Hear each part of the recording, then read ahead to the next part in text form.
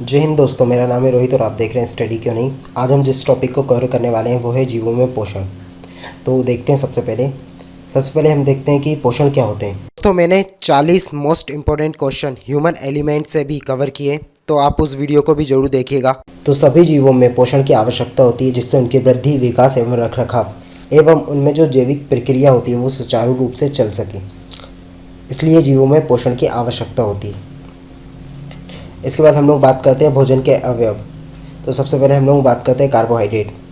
तो जो कार्बोहाइड्रेट होता है ये शरीर को ऊर्जा प्रदान करने में सहायक होता है, और इसके मुख्य स्रोतों की बात की जाए तो शकरकंद, आलू, गन्ना, पपीता, तरबूज, आम, मक्का, जितनी भी मीठी चीज़ें होती हैं जो कि आर्टिफिशियल नहीं बनाई जाती, वो सारे कार्बोहाइड्रेट में आ जाएंगे।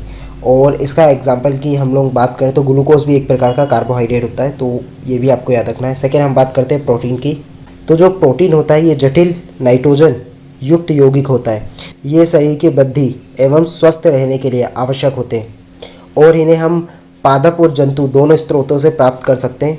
और क्योंकि जो प्रोटीन होते हैं वो एमिनो एसिड से मिलकर बने होते हैं, इसलिए ये पोषण में प्रथम श्रेणी में रखे जाते हैं। और अगर हम लोग पौधों में प्रोटीन की बात करें तो जैसे मटर, सोयाबीन, चना, राजमा, मूंग, इन सब में पाया जाता है। और जंतु में हम स्रोतों की बात करें तो पनीर, मछली, मांस, अंडे, दूध, इन सब से प्रोटीन प्राप्त होता है। अब बात करें हम लोग वसा की। तो दोस्तों, जो वसा होता है ये शरीर को ऊर्जा प्रदान करने वाला प्रमुख खाद्य पदार्थ होता है, और इसे हम जंतु स्रोत जैसे कि दूध, पनीर, अंडा, मछली, और वनस्पति की बात की जाए तो जैसे वनस्पति तेल से प्राप्त कर सकते हैं। और जो वसा होता है वो शरीर के नीचे जमा होता है, स्पेशली जब जो आपकी किडनी होती है उसके चारों तरफ पाया जाता है, और ये आपके शरीर के ताप को बाहर निकलने से रोकता है।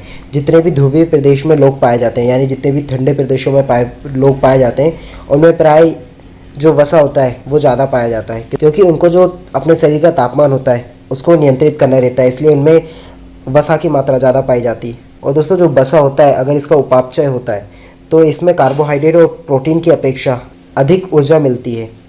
और जो कार्बोहाइड्रेट, वसा और प्रोटीन होते हैं ये मैक्रोन्यूट्रिएंट्स कहलाते हैं, यानी इनकी शरीर को ज़्यादा आवश्यकता होती है। और यहीं पे हम बात करें विटामिन, खनिज लवण, कुछ ऑर्गेनिक एसिड जैसे कि acetic acid, citric acid, lactic acid, ये माइक्रोन्यूट्रिएंट्स कहलाते हैं, यानी इनकी शरीर को अल्प मात्रा में आवश्यकता होती है। इसके बाद हम लोग बात करते हैं विटामिन।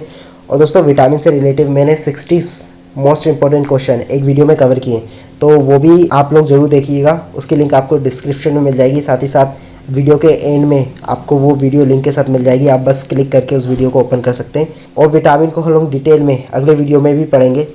तो जो विटामिन होते हैं ये कार्बनिक यौगिक होते हैं, जो कि थोड़ी मात्रा में हमारे शरीर को आवश्यक होते हैं, और ये अच्छे स्वास्थ्य और रोग से शरीर की रक्षा के लिए आवश्यक होते हैं। इसके बाद हम लोग जल की बात करें तो आपको पता है सबसे इम्पोर्टेंट मटेरियल है हमारे बॉडी के लिए। यह भोजन में उपस्थित पोषकों को अवशोषित करने में सहायक करता है। इसके बाद हम लोग बात करें रेशे। और दोस्तों, जो रेशे होते हैं ये बिना पचे भोजन को शरीर से बाहर निकालने में सहायक होते हैं। इसके बाद हम लोग बात करें प्रतिऑक्सीकारक, यानी जिसे हम लोग इंग्लिश में एंटीऑक्सीडेंट बोलते हैं। तो दोस्तों, जो प्रतिऑक्सीकारक होते हैं ये ऐसे यौगिक होते हैं जो कि ऑक्सीकरण की क्रिया को मंद करते हैं, यानी उसकी गति को धीमी करते हैं। और जैसा कि आपको पता है कि हमारे मानव शरीर में कई प्रकार की उपापचय क्रियाएं चलती रहती हैं, तो इस दौरान ऑक्सीकरण के फलस्वरूप मुक्त मूलक उत्पन्न होते हैं जो कि कोशिकाओं को क्षति पहुंचा सकते हैं।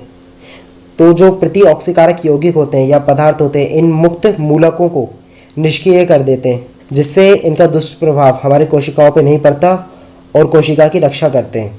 हरी सब्जी, फल इत्यादि खाने से प्रतिऑक्सीकारक प्रचुर मात्रा में मिलता है। इसके बाद हम लोग बात करें खनिज लवण की। तो जो खनिज लवण होते हैं ये शरीर के उचित विकास एवं अच्छे स्वास्थ्य के लिए आवश्यक होते हैं। और दोस्तों, जो खनिज लवण है इसको भी हम लोग डिटेल में देखेंगे अभी। जीव के लिए आवश्यक खनिज। तो हमारे शरीर में अल्प मात्रा में लगभग 20 प्रकार के खनिज आयनों के रूप में हमारे शरीर में मौजूद रहते हैं, और शरीर को इनकी अल्प मात्रा में आवश्यकता होती है। तो सबसे पहले आपको याद रखना है इसमें कि 20 प्रकार के खनिज अल्प मात्रा में हमारे शरीर को आवश्यक होते हैं या हमारे शरीर में मौजूद होते हैं। लेकिन ये अल्प मात्रा में खनिज अगर हमें प्राप्त नहीं होंगे तो जो हमारा शरीर है वो सुचारू रूप से कार्य नहीं कर पाएगा, इसलिए इन्हें अल्प पोषक तत्व भी कहा जाता है। और इसको भी हम दो भागों में बांट सकते हैं, एक होता है लघु तत्व और दूसरा होता है अल्प तत्व। यानी लघु तत्व को हम लोग बोलेंगे माइनर एलिमेंट्स, और जो अल्प तत्व होते हैं इनको हम ट्रेंस एलिमेंट्स बोलेंगे। तो सबसे पहले हम लोग देखते हैं लघु तत्व। इसमें सबसे पहले आता है कैल्शियम। जैसा कि आपको पता होगा, जो कैल्शियम होता है हमारे दांतों, हड्डियों की रचना, रुधिर स्कंदन यानी रुधिर का थक्का जमना, और हमारी तंत्रिका और पेशियों के लिए आवश्यक होता है, क्योंकि उनको ये संकुचनशीलता प्रदान करता है। और इसके स्रोतों की बात की जाए तो दूध, पनीर, हरी सब्जियां, फलियां, अनाज, अंडे, मछली, ये सब इसके स्रोत हैं। और इसके कमी के कारण जो हमारे दांत होते हैं, हड्डियां होती है, वो दुर्बल हो जाती है और शरीर की वृद्धि अवरुद्ध हो जाती है। इसके बाद हम लोग फास्फोरस की बात करें, और दोस्तों जो कैल्शियम का फॉर्मूला होता है वो Ca होता है, और जो फास्फोरस का फॉर्मूला होता है वो पीएच होता है। तो हम लोग फास्फोरस की बात करते हैं। जो फास्फोरस होता है ये हमें दूध, मांस, अनाज, अंडे, मछली, इन सब से प्राप्त होता है। और जो फास्फोरस होता है ये भी हमारे दांत, हड्डियों की संरचना के लिए आवश्यक होता है, क्योंकि आपको पता होगा जो हमारी हड्डियां बनी होती है वो कैल्शियम फॉस्फेट की मिलकर बनी होती है, यानी उसमें कैल्शियम और फास्फोरस दोनों प्रकार के एलिमेंट पाए जाते हैं। और इसी के साथ जो फास्फोरस होता है वो एटीपी यानी एडिनो ट्राइफॉस्फेट, जिससे हमारे शरीर को ऊर्जा प्रदान होती है, डीएनए, आरएनए आदि का भी घटक है। इसके बाद हम लोग देखते हैं कि इसकी कमी से क्या रोग होते हैं। तो इसके कमी से, जैसे कि हमने कैल्शियम में देखा था कि दांत एवं हड्डियां कमजोर हो जाती हैं, शरीर की वृद्धि अवरुद्ध हो जाती है एवं कायिकी अवरुद्ध हो जाते हैं। इसके बाद हम लोग बात करते हैं गंधक। गंधक को सल्फर भी बोलते हैं और इसका फॉर्मूला एस होता है, और इसको हम लोग एस से डिनोट करते हैं। तो जो सल्फर होता है वो सबसे पहले देखते हैं इसके स्रोत क्या है। तो जो सल्फर होता है वो हमें अंडा, मांस, पनीर, मछली, सेम, गोभी, शलजम, इन सब से प्राप्त होता है। और इसका हमारे शरीर में क्यों महत्व है? क्योंकि ये कई अमीनो एसिड जैसे कि हार्मोन, विटामिन, इन सब के घटक होता है। और जो कैरोटीन होता है उसके संश्लेषण के लिए भी आवश्यक होता है। और जो कैरोटीन पाया जाता है वो आपके बालों में, आपके नाखूनों में, जिनमें डेड सेल पाई जाती है, उनमें पाया जाता है। इसके बाद हम लोग बात करते हैं कि इसकी कमी से हमारे शरीर में क्या होता है। तो प्रोटीन की कमी हो जाती है, ठीक है, प्रोटीन के उपापचय में गड़बड़ी हो जाती है, ये सब सल्फर की कमी के कारण होता है। इसके बाद हम लोग बात करें पोटेशियम, जिसको हम लोग के से डिनोट करते हैं। जो पोटेशियम हमें प्राप्त होता है वो मांस, दूध, अनाज, फल, हरी सब्जी आदियों से प्राप्त होता है। और इसका हमारे शरीर में अम्ल क्षार के संतुलन में, जल संतुलन में, तंत्रिका एवं पेशियों की कार्यकी यानी उनको संकुचन एवं फैलाव के लिए आवश्यक होता है, और हृदय स्पंदन के लिए भी आवश्यक होता है। इसके कमी के कारण निम्न रुधिर चाप हो जाएगा, यानी लो ब्लड प्रेशर हो जाएगा, पेशियों में दुर्बलता आ जाएगी, अंगघात की आशंका बढ़ जाएगी। ये सब पोटेशियम की कमी के कारण होता है। इसके बाद हम लोग बात करते हैं क्लोरीन, जिसको हम लोग Cl से डिनोट करते हैं।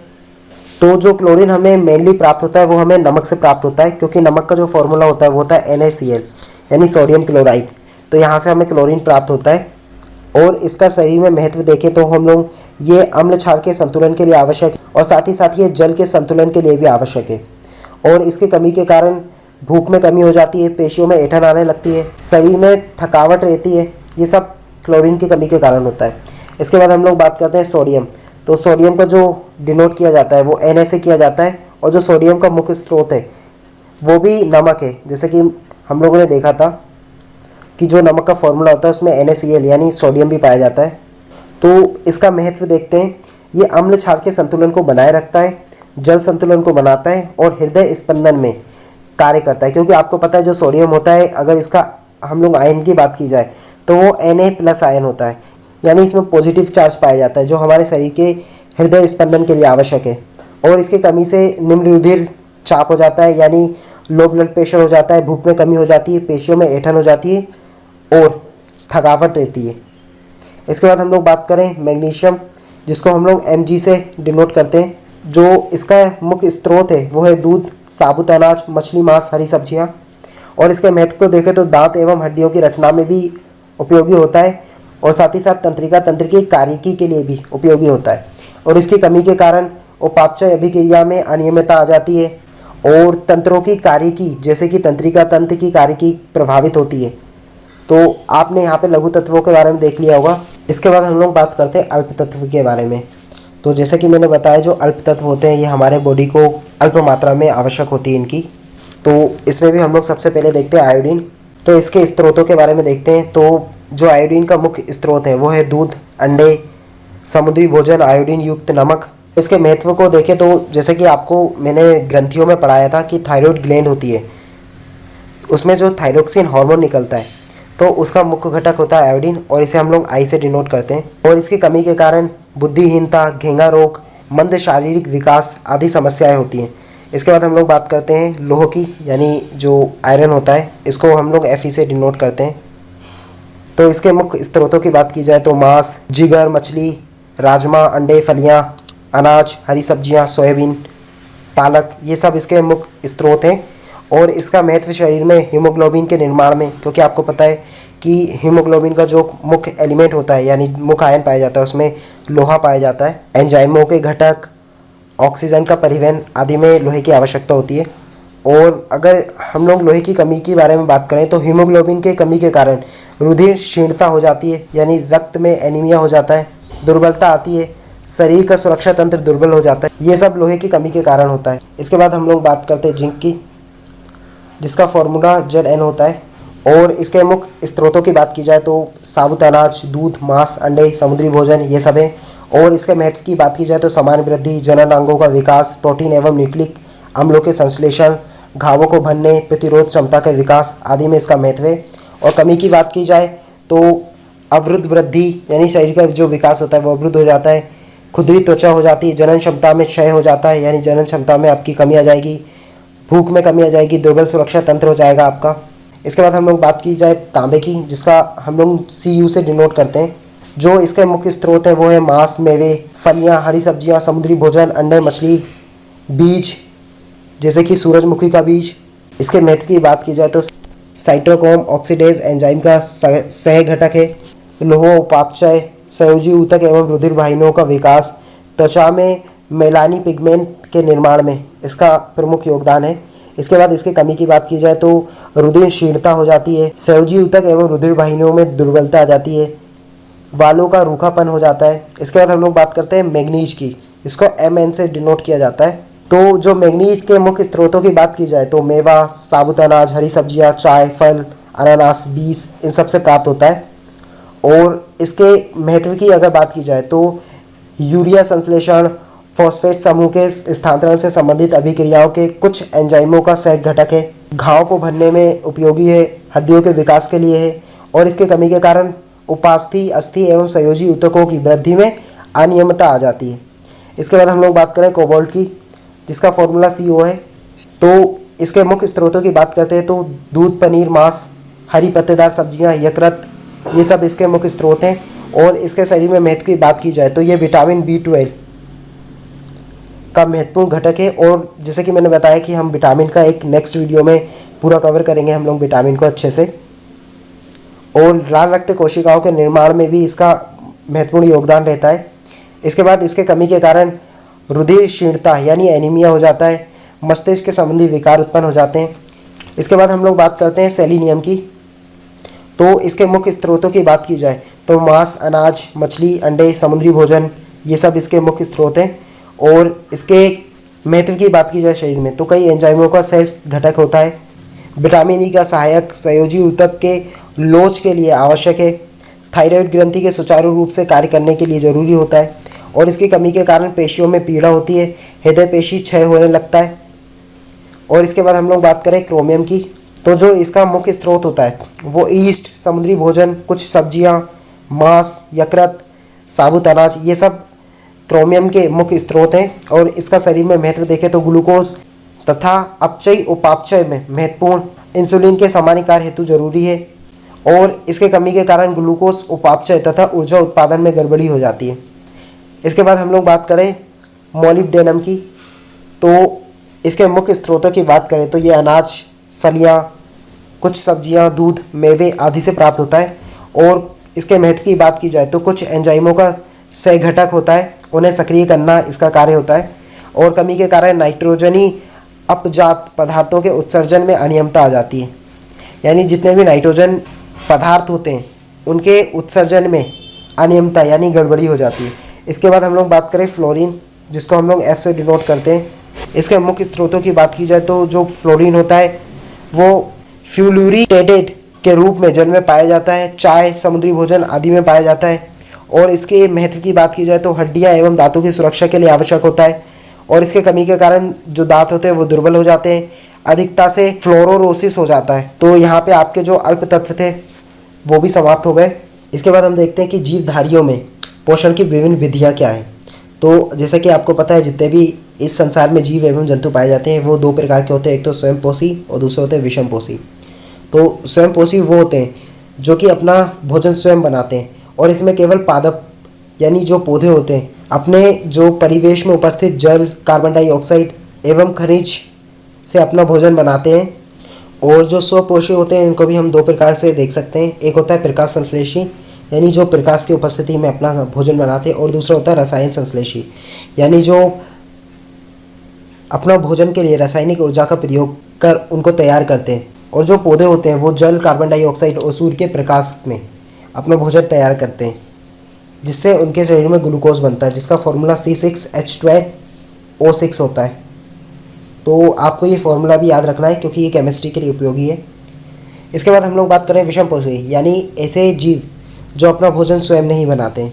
इसमें मानव सहित अन्य प्राणी एवं कुछ पौधे भी आते हैं, और इसको भी हम लोग निम्न भागों में देख सकते हैं, जैसे कि परजीवी। परजीवी ऐसे जीव होते हैं जो कि अन्य जीवों पे आश्रित रहते हैं, यानी उनके शरीर में पाए जाते हैं और पोषण के लिए उन पर ही निर्भर होते हैं, और ये शरीर को नुकसान भी पहुंचाते हैं। इसके बाद हम लोग बात करते हैं मृत्युजीवी की। मृत्युजीवी ऐसे जीव होते हैं जो कि मरे जीवों को या फिर सड़े गले पदार्थों को खाते हैं, उनको मृत्युजीवी कहते हैं। इसके बाद हम लोग बात करते हैं कीट भक्षी पादप। तो कुछ पादप ऐसे होते हैं जो कि अपना भोजन प्रकाश संश्लेषण के द्वारा उत्पादित ना करके कीटों के भक्षण द्वारा प्राप्त करते हैं, और जो इनकी पत्ती होती है वो घड़ेनुमा आकार की बनी होती है, जिसमें अनेक रोम होते हैं, एवं इसमें एक मीठा सा रस निकलते रहता है, जिससे आकर्षित होकर कीट इसमें फंस जाते हैं, और इसके पाचन रस द्वारा उन कीटों का भक्षण कर लिया जाता है। उदाहरण के लिए वीनस फ्लाई ट्रैप।